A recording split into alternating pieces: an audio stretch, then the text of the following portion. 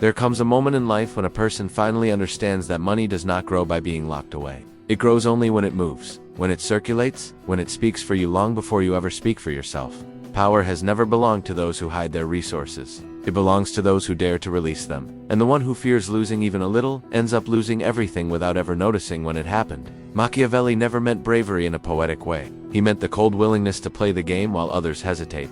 He meant stepping forward when everyone else is frozen by caution. He meant spending as a strategic signal, an announcement of confidence and dominance. Because in the world of power, money is not wealth. It is influence disguised as paper. This story follows a man who learned this truth far too late. A man who believed saving would save him. He believed caution was wisdom, restraint was safety, and fear was protection. But the universe rewards only movement, and he offered none. And so the greatest opportunities of his life died quietly in his very own hands. His name was Adrian, and he lived like a shadow among people who moved with purpose. He saved every penny like it was a soldier he might need in a future war that never came. His apartment was small, dim, and suffocating with unfulfilled dreams. Yet he believed he was doing everything right, even as his world stood completely still. Every morning he went to the same cafe where strangers with louder dreams filled the air with ambition. They invested, experimented, collaborated, and risked more in a week than he had risked in 5 years. He judged them as reckless, while they didn't even see him. To them, he wasn't competition, he was background noise. He thought the world owed him something because he played life carefully. He believed discipline alone would carry him to wealth. Even though discipline without action is simply disguised fear. While others took leaps, he practiced avoidance. And the life he dreamed of moved further away every year. One morning, Adrian overheard a conversation that cracked something inside him. Two young entrepreneurs laughed while sharing stories of failures they had survived. They spoke about loss as if it were a lesson rather than a punishment. Their confidence sounded foreign to a man who lived terrified of losing even a little. They discussed a small business idea that required courage more than capital. What struck Adrian wasn't the idea itself, but their fearlessness toward uncertainty. They were willing to fall because they believed they could stand again. For the first time, Adrian envied people who had less money but more courage. As they prepared to leave, one of them said something that haunted Adrian long after they were gone. He said, "Money comes back. Time doesn't." Those 4 words were simple, but they revealed the flaw in Adrian's entire philosophy. He had saved money, but wasted years. That night, he lay awake, staring at the ceiling, as if it would finally give him answers. He realized every dollar he protected had become a barrier instead of a tool. Wealth was not born from caution. It was born from strategic risk. And fear, he realized, had been the quiet architect of his poverty. The next morning, Adrian felt a strange tension in his chest, a mixture of anxiety and possibility wrestling inside him. He walked to the cafe again, not out of habit, but out of a quiet hunger for something different. The world looked slightly altered, as if life had shifted by one small but meaningful degree. And for the first time, he wondered if this shift was happening inside him, not around him. He ordered his usual coffee but didn't take his usual seat. Instead, he chose a corner where risk-takers had once sat. He replayed their words in his mind like a riddle he had never been taught to solve.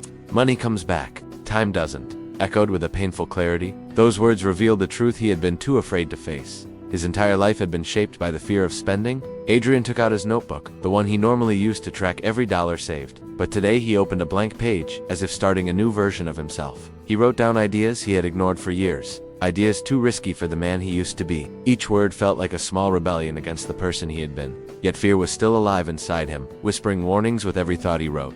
It told him to stop, to be sensible, to remember his responsibilities. It reminded him of the safety he believed he had built through restraint. But another voice inside him, quieter, deeper, older, whispered that his safety was nothing more than a cage. He decided to research the business opportunity he overheard, even though it terrified him. Every article he read pulled him in further, drawing him through a door he had been scared to open. He realized others were jumping into similar ventures with half his knowledge and twice his courage. And the more he read, the more his fear transformed into frustration at the years he had lost.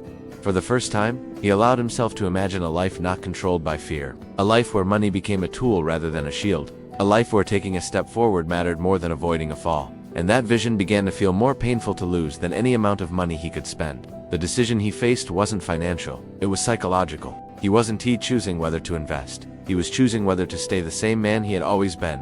Wealth wasn't calling him, change was. And change always demands sacrifice, whether someone is ready or not. That night, Adrian sat at a small dining table, staring at the investment amount required. His hands trembled because he wasn't used to letting money go. He had spent years gripping it tightly, believing that grip gave him power. But gripping had only weakened him, leaving him afraid of his own potential. Finally, with a deep exhale, he clicked the payment button and made the first investment of his life.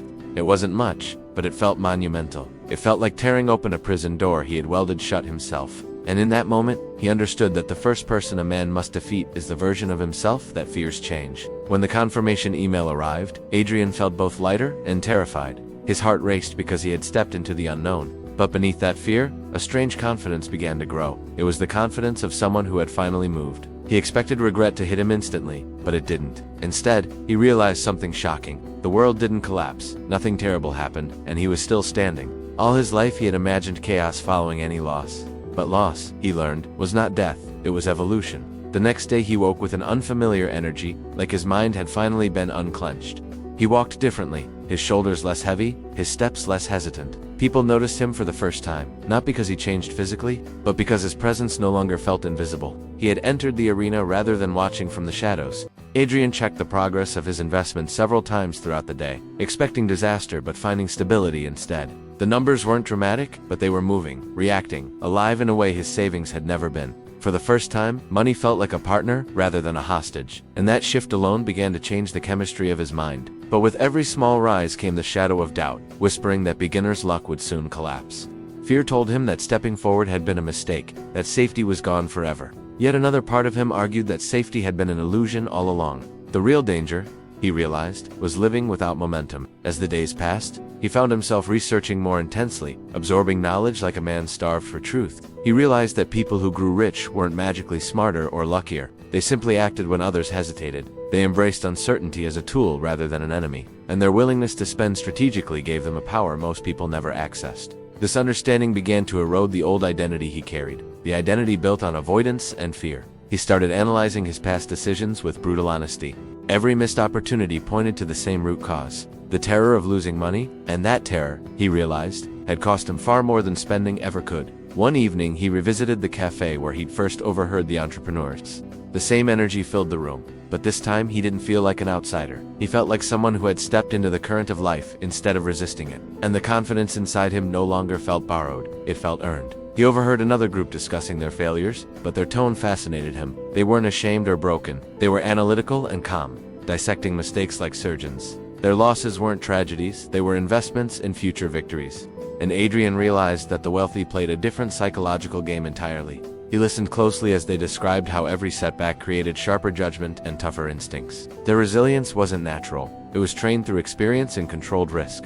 They weren't brave because they avoided fear, they were brave because they confronted it repeatedly. And in that, Adrian saw the roadmap he'd been missing his whole life. Walking home that night, he felt an unmistakable clarity that bordered on uncomfortable truth. Wealth wasn't a prize given to the careful. It was a reward earned through courage. Poverty wasn't always lack of resources. Often it was lack of initiative. And for the first time, Adrian admitted to himself that he had lived poor in mindset long before he ever feared being poor in reality. The next morning, he organized his finances with a new perspective. Instead of clinging to every dollar, he labeled portions for investment, experimentation, and personal growth. He treated money like a resource meant to move, not freeze. And this simple restructuring felt like rewriting the foundation of his life. He began planning a larger investment, something more complex and intimidating. The idea scared him, but fear no longer dictated his decisions. It simply reminded him to prepare. He studied trends, failures, case studies, and strategies with obsessive focus. And the more he learned, the more he understood that calculated spending was not recklessness, it was strategy.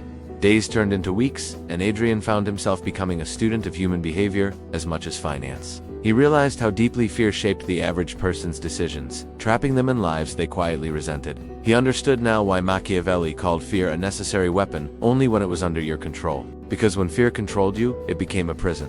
One night, while reviewing his notes, he stumbled upon a thought that froze him in place. He realized he had spent years preparing for a life he never dared to enter. All his caution had produced nothing but stillness. And stillness, he now understood, was the slowest form of dying. His second investment opportunity appeared unexpectedly, and it was far riskier than the first. The old version of him would have rejected it instantly, but the new version of him leaned closer. He felt uncertainty pressing against him like a cold wind, but he didn't step back. Instead, he decided to step forward with the full weight of his growing confidence.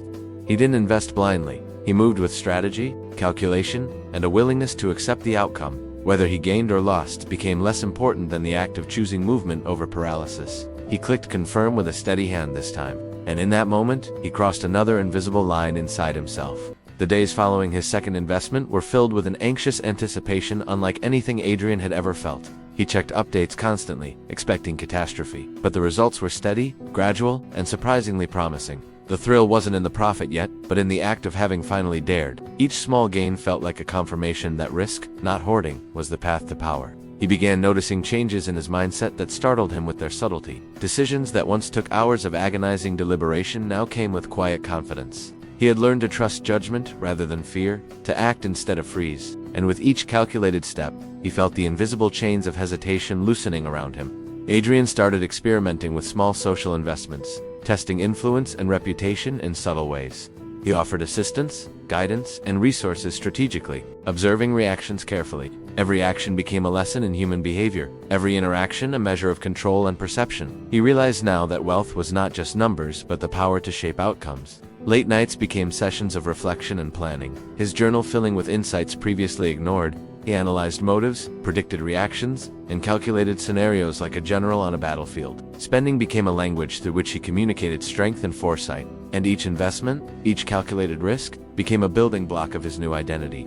As weeks passed, Adrian began taking larger steps into previously intimidating ventures. He noticed that fear no longer ruled his imagination. Instead, it became a gauge of where to focus preparation. Mistakes were no longer failures, but data points, guiding him toward more effective action. And with each success, no matter how small, his confidence compounded quietly and relentlessly.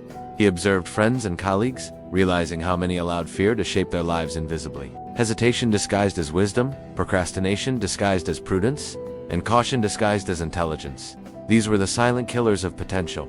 He wondered how many lives could have been transformed with the courage to act, and he promised himself he would never again be a prisoner of inaction. Adrian's world began to expand, not materially at first, but psychologically. He started seeing opportunities in everyday interactions, in ideas others dismissed, in patterns overlooked by those who acted too late. Money had become a tool, but more importantly, his mind had become a weapon. And the subtle, almost invisible power of that realization began shaping everything he touched. He remembered the words he had first overheard: money comes back, time doesn't. The truth resonated more strongly now than ever before. Money, when spent with intention, multiplied influence, growth, and insight. Time, once wasted in fear, was now accelerating forward, rewarding movement over stagnation. Then came a point when Adrian recognized that wealth alone was not the goal. True power lay in the psychological mastery of action and consequence, in learning how to manipulate circumstance through calculated risk. He realized that spending strategically was an exercise in control, a demonstration of dominance over uncertainty. And the lesson was clear. The fear of loss had cost him more than any financial mistake ever could. One evening, he reflected on the journey from the man who hoarded every penny to the man who wielded resources as a weapon. The transformation wasn't sudden. It was built from countless decisions, each small but decisive. The act of releasing, of risking, of trusting the flow of fortune, had rewritten his entire approach to life. And he finally understood the dark truth. Wealth rewards the bold, but only after fear has been mastered. Adrian began to notice subtle shifts in how people interacted with him. Former acquaintances who ignored him now asked for advice or insight, sensing a change they could not fully name. His presence carried weight not because he flaunted wealth, but because he had learned to act decisively, and the invisible power of confidence and action proved far more compelling than any accumulated savings. He started mentoring younger entrepreneurs quietly, observing their willingness to risk and fail. Each conversation became a study in psychology, showing him how fear restrained potential and how courage amplified opportunity. He realized that the lessons he learned through spending strategically could be replicated in teaching others. And guiding others in risk gave him not just influence, but a reflection of his own mastery. Adrian also noticed that old habits of hoarding money began resurfacing occasionally, creeping in like shadows from the past. They reminded him of comfort, safety, and the illusion of control. But he had now experienced the alternative, the thrill of movement, the subtle expansion of potential. And every time old fear whispered, he silenced it with the proof of progress. He began investing not only in ventures but in himself, developing skills that had long been neglected.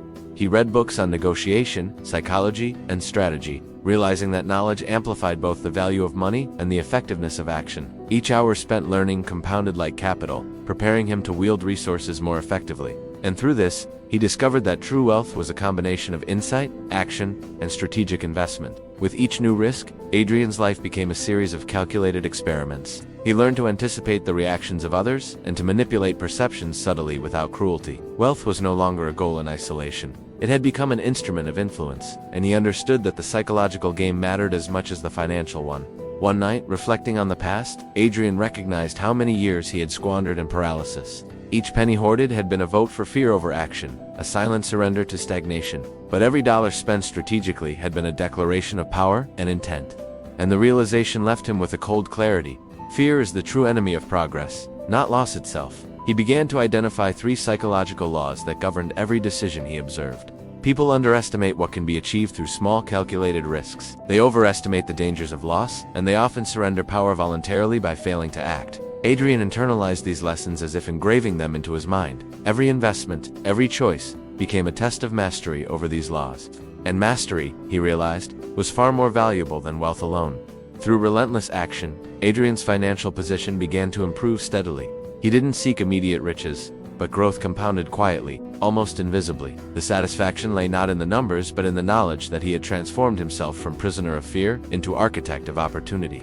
And each success reinforced the truth that money, when spent strategically, multiplied influence far more than when hoarded.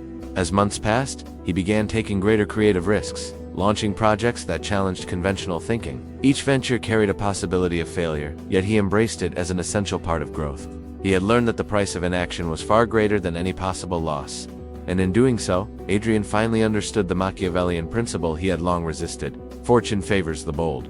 But only when boldness is disciplined and intentional. Adrian began to see patterns in human behavior that had once escaped him entirely. People who hoarded resources or avoided risk were often paralyzed by the same fear he once carried. They measured security in terms of avoidance rather than opportunity, and every interaction became a lesson in how inaction quietly eroded potential. He realized that wealth without movement is like a river dammed, stagnant, powerless, and ultimately destructive. Money must circulate, be invested, risked, and spent with intention to generate influence. Holding it too tightly only entrenches fear and invites irrelevance. And the true value of resources is unlocked only through action, not preservation. His social presence began to shift as well, attracting collaborators and mentors he would have never approached before. People were drawn to confidence, decisiveness, and visible movement.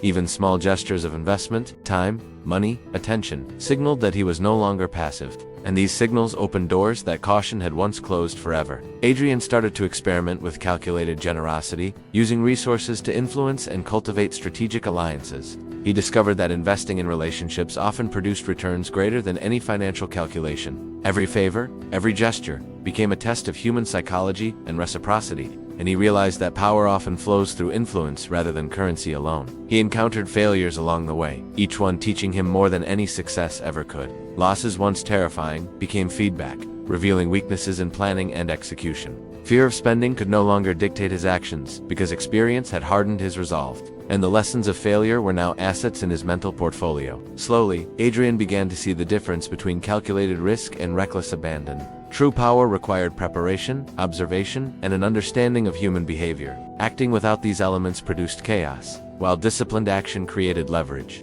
And he understood that wealth gained without strategy was merely luck, fleeting and untrustworthy. Adrian started journaling every decision, every investment, every observation. He recorded not only outcomes but also motivations, reactions, and subtle psychological shifts in himself and others. This archive became a map of human behavior filtered through the lens of risk and reward. And by studying it, he sharpened his instincts in ways money alone could never teach. His confidence grew, quiet but unshakable, rooted in the knowledge that action produces opportunity. He no longer feared spending. He embraced it as a tool for shaping circumstance. Wealth became a language through which he communicated intent and control. And the more he invested strategically, the more his life began to reflect the power he had always imagined. Adrian now understood a principle few ever grasp. Fear is the silent destroyer of potential. It convinces people to preserve what they have at the cost of what they could gain. Courage, when disciplined and intentional, flips the equation, turning risk into leverage. And he felt the thrill of being no longer a prisoner of fear, but a master of movement. Adrian began to take risks that once would have seemed impossible, testing ventures in unfamiliar markets. Each step carried the potential for failure, yet he no longer measured life by the absence of loss. Instead, he measured it by the growth his actions produced, however small, and with every calculated leap, his confidence deepened, weaving itself into every decision he made. He observed competitors, clients, and allies, noticing patterns that revealed fear, ambition, and desire. Every hesitation he detected became a lever he could use to influence outcomes. Wealth, he realized, was only part of the equation. The greater force lay in mastering perception and psychology. and he discovered that subtle moves often produced results far beyond overt action. Adrian began to mentor younger entrepreneurs, teaching lessons he had learned painfully. He emphasized that money alone does not create success. Courage, insight, and strategic action do. He explained that the fear of loss is far deadlier than actual loss itself. And through teaching, he reinforced his own mastery, learning from every question and reaction. With each success, his perspective on wealth evolved from accumulation to empowerment. Money became a vehicle to create influence, experiment with opportunities, and test human behavior. Every dollar spent strategically expanded his reach, his understanding, and his control. And he realized that those who hoard wealth without action are quietly surrendering life itself. He also began studying the failures of others, seeing how fear had immobilized them in subtle ways.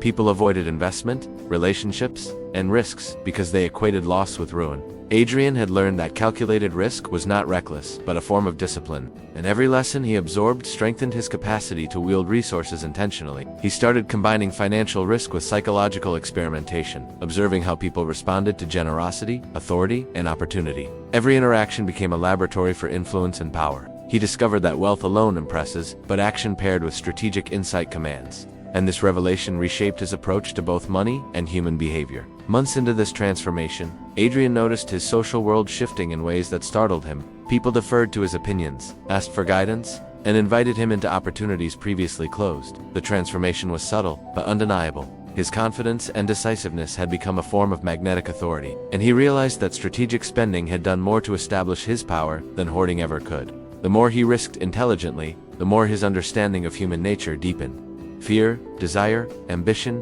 and envy became predictable variables in the calculus of influence. He applied these insights not cruelly, but with precision, crafting relationships and investments that multiplied results, and he discovered that the mastery of self and others creates wealth far beyond monetary value. Adrian finally confronted the truth he had long resisted. Money is not a static reward, but a dynamic instrument. It flows to those who dare to release it, expand it, and wield it with strategy. Hoarding produces stagnation, while movement breeds opportunity, influence, and psychological leverage. And at last, he felt the weight of fear lift, replaced by the controlled power of purposeful action. Adrian's life began to take on a rhythm he had never known, a cadence of strategic risk and calculated reward. Every decision carried a measure of fear, but he no longer let it dictate his actions. Instead, fear became a signal, guiding where preparation and observation were needed. And with this understanding, every step he took was deliberate, measured, and increasingly powerful. He started investing in projects that seemed intimidating, but the potential to learn outweighed the potential for loss. Each venture became a lesson in psychology as much as finance, revealing how people reacted under pressure. He realized that money alone rarely opens doors. Perception and action do, and the combination of insight, decisiveness, and financial risk began to distinguish him from everyone around him. Adrian also noticed his inner dialogue had changed dramatically over the months. Where he had once hesitated endlessly, he now acted quickly, weighing pros and cons efficiently. Every action was now filtered through experience, preparation, and strategic vision. And each successful step reinforced his belief that movement creates opportunity, not fear. He began to recognize patterns in the way others avoided risk, seeing hesitation as an indicator of vulnerability. Those who clung to their resources often lacked vision, insight, and courage. Adrian learned to exploit these patterns subtly, creating advantage without overt confrontation, and he realized that mastery of opportunity requires mastery of both resources and perception. Mentoring became another avenue of growth, as Adrian shared lessons on risk and courage with those willing to learn. Teaching others forced him to articulate principles he had once learned only through trial and error. He emphasized that action is the currency of influence, while fear is the tax on wasted potential. And through teaching, he consolidated his own understanding and confidence. Months of disciplined risk-taking transformed his reputation quietly but powerfully. He was no longer just a man with money. He was someone whose decisions carried weight. Others sought his insight, trusted his judgment, and followed his lead. And the strategic use of his resources created a network of influence far greater than any bank balance. Adrian began to apply the lessons of spending and risk to personal relationships as well, observing how people reacted to investment of time, attention, and support. He discovered that generosity paired with strategy produces loyalty, respect, and influence. Conversely, fear and hoarding eroded trust and opportunity, and he realized that the same principles of finance and psychology applied universally, governing all forms of human exchange. He reflected on the path that had brought him here, recognizing that his greatest obstacle had always been himself. Fear had imprisoned him longer than any external circumstance ever could. By daring to spend, to risk, and to act, he had unlocked both wealth and agency. and this revelation settled in him like a cold, undeniable truth. Movement is life, and fear is death. Adrian's final insight in this phase of transformation was that true wealth is inseparable from mastery of action. Money itself is neutral. It gains value only through strategic application. Those who hoard it become slaves to stagnation, while those who act decisively create fortune, influence, and freedom. And with this understanding, Adrian stepped fully into the life he had once only observed from the shadows. Adrian began to notice the compounding effects of his disciplined actions, both financially and psychologically. Small risks, once taken hesitantly, now triggered opportunities he could not have anticipated.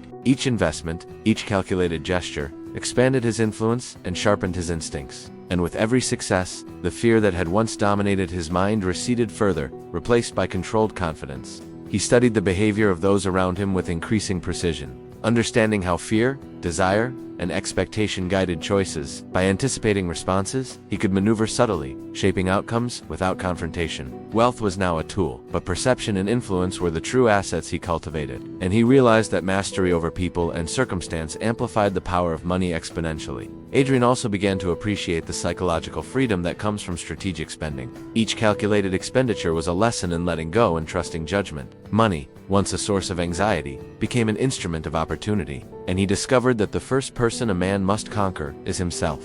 He experimented with larger projects, ones that demanded collaboration, negotiation, and bold action.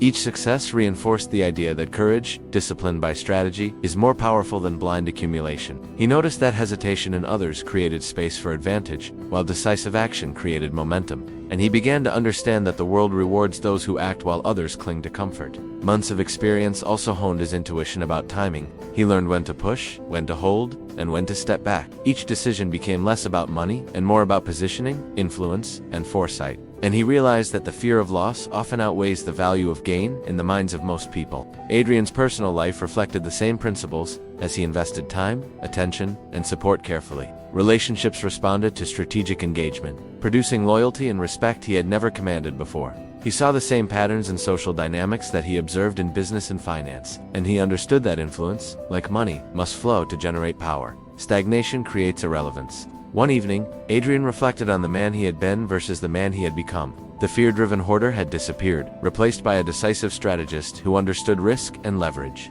Every lesson in finance, psychology, and action had converged to create a new identity, and he realized that the ability to act decisively is more valuable than the wealth it produces. He recognized that true power lies in the combination of insight, courage, and timing. Strategic spending was merely the practice through which he mastered these qualities. Every deliberate action reinforced his authority, perception, and freedom. And Adrian knew that the man who fears action will never achieve more than a life of quiet limitation. Finally, Adrian reached a quiet understanding that life itself is a series of calculated risks. To move cautiously is to allow opportunities to pass silently. To act decisively is to create possibility where none existed. And in this, he grasped the ultimate Machiavellian truth. Fortune favors those who dare and are prepared. Adrian had transformed completely. The fear that once chained him, now replaced by a calculated boldness that guided every decision. He moved through life understanding that wealth, opportunity, and influence were inseparable from action. The lessons of risk, observation, and strategic spending were etched into every choice he made, and he finally understood that his earlier caution had been nothing more than self-imposed imprisonment. He began to operate with a long-term vision, seeing patterns others ignored, and acting before hesitation paralyzed them. Every investment was paired with analysis, insight, and a readiness to adjust when necessary. He realized that control over circumstances comes from a mixture of courage, intelligence, and timing. And he felt a deep satisfaction knowing that each step forward was a conscious claim of his potential. Adrian's relationships reflected the same principles, as he learned to give, invest, and influence with intent. Friends, colleagues, and collaborators responded to his confidence and decisiveness. Fear-driven people were either left behind or drawn into his orbit through respect and trust. And he recognized that personal influence is as powerful as financial capital when wielded wisely. He encountered challenges, mistakes, and minor failures, yet each became a refinement rather than a setback. Every misstep taught him more than any passive success ever could. He discovered that fear of loss is far more dangerous than the loss itself.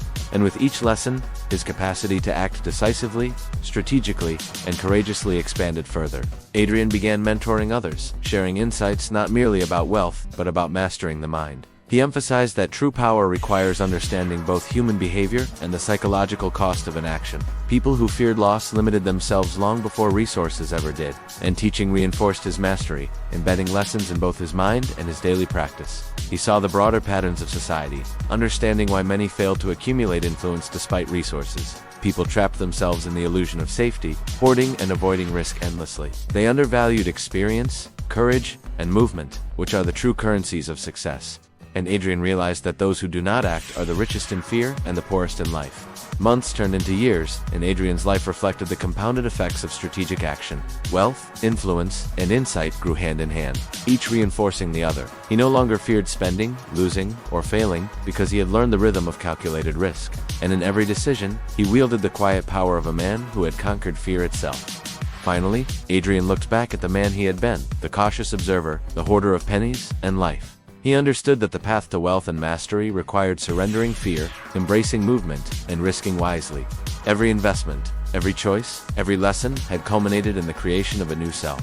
And in this realization, he grasped the ultimate truth. To move boldly is to live fully. Adrian now embodied the principle Machiavelli had hinted at for centuries. Fortune favors the bold, but only when they act with preparation, insight, and courage. Hoarding money or waiting for perfect conditions is the silent path to irrelevance. Strategic action transforms fear into power, hesitation into momentum, and potential into reality. And Adrian finally walked free, a master of his mind, his resources, and his destiny. He closed his journal one evening, reflecting quietly on the journey from fear to mastery. Every loss, every hesitation, every moment of doubt had led him to this clarity.